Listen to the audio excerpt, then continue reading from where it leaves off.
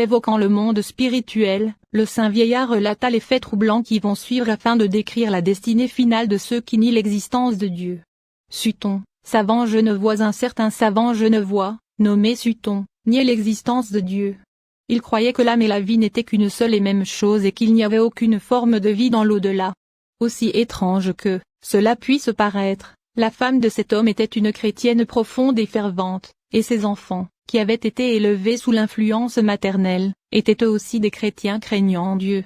Sa femme et ses enfants essayaient souvent d'amener Sutton à se remettre en cause. Ils voulaient le convaincre de l'existence de Dieu. Mais il ne faisait que rire à ce qu'il disait et il les traitait de stupides et de superstitieux. Il se produisit que l'épouse de Sutton et ses enfants moururent tous l'un après l'autre. Quelques années plus tard, Sutton mourut à son tour. Il n'y avait donc, selon lui, pas de vie après la mort. Aussi, quand l'heure de sa mort approcha, il pensa que tout serait terminé au moment où son souffle s'éteindrait sur la terre. Mais à peine eut-il quitté le monde, quelle ne fut pas sa surprise de se retrouver transporté dans une autre vie, bien qu'il eût laissé derrière lui le corps qui avait été son habitation terrestre. Se découvrant ainsi, Sutton pensa immédiatement à sa femme et à ses enfants qui avaient souvent essayé de le persuader qu'une vie céleste existait aussi après la vie terrestre. Il n'y avait pas sitôt pensé que sa femme et ses enfants lui apparurent, là, devant lui. Mais à sa grande déception, il s'aperçut qu'il y avait entre lui et ses bien-aimés un immense abîme qu'il était impossible à aucun d'entre eux de franchir, bien qu'ils puissent se voir et s'entendre, de part et d'autre, d'une manière tout à fait claire. Voyant sa femme et ses enfants dans une telle gloire et dans un tel bonheur, et comparant leur condition à la sienne, misérable, répugnante, repoussante, des larmes vinrent à ses yeux. Il se mit à pleurer amèrement. De l'autre côté, sa femme lui cria, « Ô mon cher mari, tu as été triste à ma mort. Et pendant plusieurs jours, tu as beaucoup pleuré. Mais ne t'avais-je pas dit, sur mon lit de mort, que je ne faisais que passer dans une autre vie et que je te reverrais après quelque temps? Mais tu n'as pas cru en mes paroles. Tu as persisté dans tes propres voies. Et nous voici maintenant séparés à jamais. La mort n'était qu'une séparation temporaire. Mais cette fois, la séparation est éternelle. » Entendant ces mots, Sutton essaya d'atteindre sa femme en sautant depuis l'endroit où il se trouvait. Mais je vis qu'au lieu de se rapprocher d'elle, il s'enfonçait de plus en plus, tandis que sa femme et ses enfants, lui ayant tourné le dos, s'en retournaient tristement vers le ciel d'où ils étaient venus. Certains pourraient penser que les serviteurs de Dieu qui sont maintenant au ciel doivent ressentir beaucoup de tristesse en voyant leurs parents pécheurs agoniser dans les tourments de l'enfer. Mais pour bien comprendre qu'il n'en est pas ainsi, laissez-moi vous en dire un peu plus à propos de Sutton, de sa femme et de ses enfants. Tandis qu'ils s'en retournaient vers le ciel d'où ils étaient venus, la femme et les enfants de Sutton se sentaient le cœur si brisé et si misérable devant son sort, qu'avant de franchir la porte du ciel ils dirent à Dieu, « Ô Dieu, comment pourrons-nous vivre dans la joie du ciel alors que l'un des nôtres qui nous est cher a été condamné à la punition éternelle des tourments de l'enfer ?» Il ne fut rien répondu à leurs cris de douleur alors qu'ils étaient reconduits silencieusement vers leur maison. Mais à l'instant où ils entrèrent dans le ciel, ils oublièrent tout de celui qui fut leur proche et ils commencèrent à se réjouir comme s'ils n'avaient jamais connu ni douleur ni chagrin. Car l'atmosphère du ciel est totalement libérée de la douleur et du chagrin. Les enfants de Satan n'ont rien à faire avec les enfants de Dieu. Tandis que les premiers n'auront devant eux que souffrance et mort éternelle, les seconds ne connaîtront plus ni tristesse, ni aucun problème. Mais ils se réjouiront dans la liberté du royaume céleste. Visite par l'esprit d'Ondan outre les saints, des esprits mauvais viennent quelquefois jusqu'à moi. Une fois, j'ai eu la visite de l'esprit d'un athée de Rohtak, une ville du Punjab, en Inde. Cet esprit paraissait très misérable et comme n'ayant pas trouvé de repos. Il me dit que durant sa vie terrestre il avait méprisé la foi chrétienne, niant même totalement l'existence de Dieu, et qu'il avait vécu dans la débauche et la luxure, persuadé qu'il n'y avait pas de vie après la mort. Il ajouta, mais, en quittant ma vie terrestre, je me suis retrouvé dans une autre vie. Maintenant, bien que pareillement aux autres esprits semblables je bénéficie d'une entière liberté, bien que je puisse aller là où je veux, quand je le veux, cette liberté est pire qu'une prison. Car la pensée de ce qui est en réserve pour moi me reste sur le cœur et me remplit de chagrin et de désespoir. Je cherche un soulagement mais je n'en trouve aucun. J'appelle la mort, mais elle ne vient pas. Je fus profondément touché de voir ce malheureux esprit tourner désespérément en rond dans sa tragédie. Mais pourquoi ne te repens-tu pas? Demandai-je. Pourquoi ne priais-tu pas pour avoir une seconde chance de repentir? Visite par l'esprit d'un juste et par un ange. J'avais à peine posé ma question que je vis arriver un autre esprit. C'était l'esprit d'un juste, un homme bon, de New York. Répondant alors à ma question, l'esprit mauvais me dit, ce n'est plus possible. Car maintenant j'ai perdu l'opportunité qui m'avait été offerte. À ces mots, je pensais que peut-être je pouvais faire quelque chose pour lui. Aussi, je priai en sa faveur. Entendant ma prière, un ange vint jusqu'à nous depuis le ciel et me dit, il n'y a plus d'espérance pour cet être maintenant, parce qu'il n'y a plus de possibilité de changer sa nature qu'il a formée pendant sa vie terrestre. Mais comme je continuais de supplier l'ange de faire quelque chose pour cet esprit misérable, l'ange l'emmena devant Dieu. Comme Dieu connaissait sa condition, il lui apparut dans une lumière très faible. Mais même cette faible lumière était trop aveuglante pour ce fils des ténèbres et il tomba de tout son long sur sa face. Alors, le juste, l'homme de New York, qui avait jusque-là écouté très silencieusement, me donna l'explication de cette énigme. Tant qu'un vase de terre est encore mouillé, il est possible de le façonner. Mais après qu'il ait été cuit dans la fournaise, tout soulignement tentative dans ce sens ne peut que le briser. De la même manière, la mort est le fruit mûr de la vie.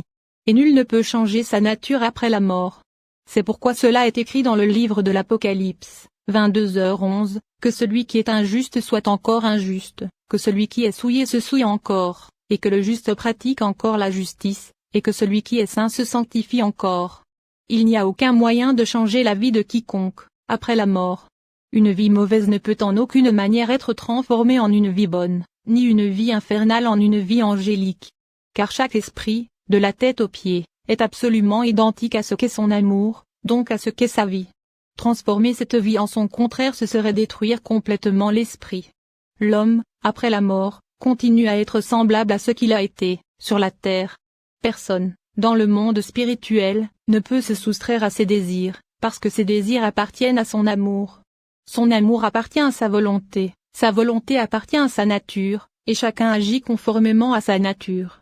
À la mort, bien qu'il laisse derrière lui son corps, l'homme garde et emporte avec lui dans le monde spirituel sa nature, qui est sa vie. C'est pourquoi, l'anéantissement de sa nature signifierait l'anéantissement même de son existence. Évoquant les réalités du monde spirituel, le Maharishi relata ensuite une autre anecdote, intéressante et édifiante. La mort de Maggie et son arrivée au ciel un jour, j'avais à cœur de prier pour la France. Alors que j'étais en train de prier, je vis soudain des anges qui se dirigeaient rapidement en direction de la ville de Paris. À l'interrogation que je formulai, il me fut répondu qu'il allait accueillir et escorter jusqu'au ciel un esprit qui devait quitter la terre ce jour-là. Je demandai la permission de suivre les anges, afin que je puisse voir comment les esprits étaient accueillis dans le ciel. Ma requête fut agréée et je suivis les anges jusqu'à la maison d'une pauvre femme. À l'intérieur, le corps d'une jeune fille de 21 ans, prénommée Maggie, reposait sur son lit de mort. Elle était entourée de ses proches, en pleurs. Après seulement une quinzaine de minutes, l'un des anges toucha de la main les yeux de Maggie, et soudainement ses yeux spirituels s'ouvrirent. Elle vit alors qu'un grand nombre d'anges étaient venus pour l'accueillir, et avec eux, un grand nombre de ses parents et amis, décédés avant elle. Regardant un peu plus haut, elle aperçut, également une grande échelle d'or qui conduisait jusqu'au ciel, et sur laquelle descendait une autre armée de chérubins, chantant des hymnes de louange et de gloire. À droite de l'extrémité de cette échelle d'or, elle vit un énorme portail sur lequel, en lettres d'or étincelantes, étaient écrits ces mots, « Je suis le chemin, la vérité et la vie ». Aussitôt, Maggie se souvint que c'étaient les mots que le Seigneur Jésus lui-même avait prononcés de ses lèvres. À peine y avait-elle pensé qu'elle vit ce Seigneur debout dans l'ouverture du portail, le visage resplendissant de lumière. Le cœur de Maggie déborda de joie et elle commença à consoler sa famille en pleurs. « Ne vous désolez pas pour moi. Je vais très bientôt entrer dans un lieu de repos et de grand bonheur. » Des centaines d'anges, rayonnant de lumière sont venus jusqu'ici pour me chercher. C'est vrai. Et pas seulement des anges, mais le Seigneur lui-même m'attend à la porte. Au lieu de pleurer, vous devriez vous réjouir. Car je quitte cette vie de misère pour entrer dans le royaume du repos et de la joie sans fin. Mais ces paroles ne consolèrent en rien ses proches. Ils pensaient qu'elle délirait. Et quand arriva l'heure de s'en aller, elle s'écria, « Seigneur, je remets mon esprit entre tes mains. » Et elle rendit son dernier souffle. Dès que son âme eut quitté son tabernacle terrestre, elle vit sa chère maman embrasser son corps sans vie, puis éclater en sanglots et pousser des cris à faire pitié, tandis que toute la famille pleurait aussi très amèrement. À cette vision, le cœur de Maggie fut rempli d'une grande tristesse. Aussi, afin de les consoler, elle se mit à dire à ses bien-aimés des paroles de réconfort. Mais elle fut grandement surprise quand elle se rendit compte qu'il ne semblait pas l'entendre. Elle voulut alors toucher son corps et sentir son existence. Mais à son grand étonnement elle découvrit que ce corps ne pouvait pas être senti ou touché. Puis il lui fut annoncé que l'heure était maintenant venue de ne plus désormais s'attarder sur la terre. Les anges l'escortèrent jusqu'au ciel en formant une haie de chaque côté du chemin. Tous les 200 mètres environ, elle en croisait des compagnies entières qui chantaient des psaumes et des hymnes en s'accompagnant d'instruments variés. Quand elle atteignit la porte du ciel, certains des anges qui sont parmi les plus importants, sortirent pour l'accueillir. Et le Seigneur Jésus lui-même était là. Il étendit sa main bénie, la reçut dans ses bras pleins d'amour, et ils entrèrent au ciel. Des larmes de joie emplissaient les yeux de Maggie devant ce grand honneur que le Seigneur lui faisait. Plusieurs fois, elle demanda, « Seigneur, qu'ai-je fait pour mériter pareille réception ? Après tout, je n'étais qu'une pécheresse. » Toute sa vie, cette jeune fille avait essayé de marcher dans les voies du Seigneur.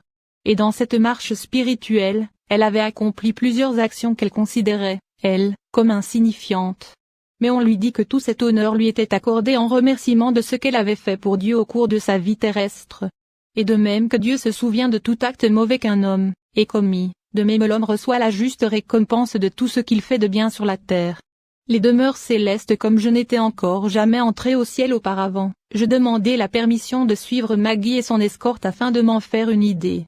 Ce qui me fut accordé. Voici alors ce que je vis. Dès que je fus entré dans le ciel, je vis de hautes et magnifiques demeures qui s'étendaient sur de longues distances dans toutes les directions. Mais elles n'étaient construites ni de briques, d'argile et de mortier, ni de verre, de cristal ou d'une quelconque autre matière. Contrairement aux choses terrestres, elles n'ont pas d'existence palpable. Elles ne sont ni limitées ni illimitées mais pourtant elles existent, et elles sont si transparentes que l'œil peut voir à travers des milliers d'entre elles. Bref, ce sont des demeures qu'aucun langage humain ne peut décrire et que l'imagination ne peut pas comprendre. Quand Maggie vit ces palais imposants et superbes, elle fut saisie de stupeur. Elle demanda aux anges qui l'accompagnaient qui étaient les occupants de ces majestueuses habitations. Il lui fut répondu que c'était là qu'habitaient maintenant les saints, qui avaient combattu et gagné les batailles spirituelles sur la terre. Ces vastes demeures célestes avaient été préparées pour eux tandis qu'ils étaient encore sur la terre. Un peu plus loin, les anges s'arrêtèrent à l'une d'entre elles. Surprise devant sa magnificence étonnante, Maggie voulut savoir si elle appartenait à quelque monarque. Non, lui répondirent les anges, car il n'y a pas ici cette sorte de distinction. Le roi et le mendiant sont sur un même pied d'égalité. La splendeur de ces demeures ne dépend que des mérites des serviteurs de Dieu. Celle-ci est la tienne. Elle vient tout juste d'avoir été achevée aujourd'hui. En pénétrant dans sa maison de joie et de paix éternelle, Maggie vit à l'intérieur une couronne sertie de 4 gemmes étincelants. Elle demanda à qui cette couronne était destinée et ce que signifiaient ces 4 incrustations. On lui répondit que cette couronne était sienne et que les 4 pierres précieuses représentaient les 4 âmes que son enseignement biblique avait gagnées pour le Seigneur. À ces mots, Maggie explosa en débordement de joie. C'est en chantant des hymnes de louange et en exaltant le nom du Seigneur qu'elle entra dans sa demeure céleste, afin d'y habiter dans la joie et la paix qui n'ont point 3 distinctions pour les saints. Après que les anges eurent escorté Maggie jusqu'à sa demeure céleste, ils me donnèrent encore quelques explications à propos de ces maisons. Parmi celles-ci, ils m'en montrèrent une dans laquelle se tenait un saint qui portait une couronne d'or. Cet homme, me dirent-ils, est un saint qui a vécu sur terre dans la foi et la crainte de Dieu, et qui a passé sa vie à faire le bien. Ils m'en montrèrent une autre dans laquelle était assise un saint dont la couronne était incrustée de gemmes et de rubis scintillants. Celui-ci, me dirent-ils, est un autre saint qui n'a pas seulement vécu une vie droite, mais qui a sauvé plusieurs autres âmes en les amenant sur la voie du salut. Le nombre de pierres précieuses de sa couronne correspond au nombre d'âmes qu'il a sauvées. Elles brilleront éternellement comme des étoiles, témoignant à jamais de son œuvre sur la terre. Te souviens-tu de ce qu'a dit le prophète Daniel ? Ceux qui auront été intelligents brilleront comme la splendeur du ciel et ceux qui auront enseigné la justice à la multitude brilleront comme les étoiles, à toujours et à perpétuité. Daniel 12:2.3. Puis on me montra encore une autre maison, dans laquelle se trouvait un saint dont le corps entier était couvert d'étoiles scintillantes. Celui-ci, me dirent encore les anges, fait partie de ces saints qui ont souffert la persécution et le martyre pour la cause de Christ. La construction des demeures célestes en observant ces immenses maisons, Je remarquai que certaines d'entre elles n'étaient pas habitées, que d'autres étaient inachevées et que d'autres encore n'en étaient qu'aux fondations. Je demandai pourquoi il en était ainsi. On me répondit que depuis que ces maisons avaient été affectées à des serviteurs de Dieu particuliers, l'avancement de leur construction dépendait uniquement de la progression spirituelle de ces serviteurs de Dieu. Quand en avançant dans la vie ils ont une progression dans leur bonne action, leur demeure céleste progresse pareillement dans leur construction. Les demeures incomplètes que tu vois ici appartiennent à ces serviteurs du Seigneur qui combattent encore sur la terre et qui ont encore devant eux bien plus d'un jour de labeur avant d'entrer dans le ciel. Indiquant une maison vide, je demandai la raison de cette inoccupation. Un ange me répondit, c'est aujourd'hui même que son propriétaire vient d'achever sa course. Il est d'ailleurs sur le point d'arriver au ciel. Il n'avait pas achevé de parler lorsque je vis qu'un grand nombre d'anges étaient en train d'escorter un saint jusqu'à cette maison vide qui avait suscité ma question. Oh, quelle gloire! Car tous les fidèles serviteurs du Seigneur quitteront un jour ce monde mortel pour aller habiter leur demeure céleste, selon ce que l'apôtre Paul déclare dans sa deuxième épître aux Corinthiens, au chapitre 5 et au verset 1. Nous savons, en effet, que si cette tente où nous habitons sur la terre est détruite, nous avons dans le ciel un édifice qui est l'ouvrage de Dieu, une demeure éternelle qui n'a pas été faite de main d'homme.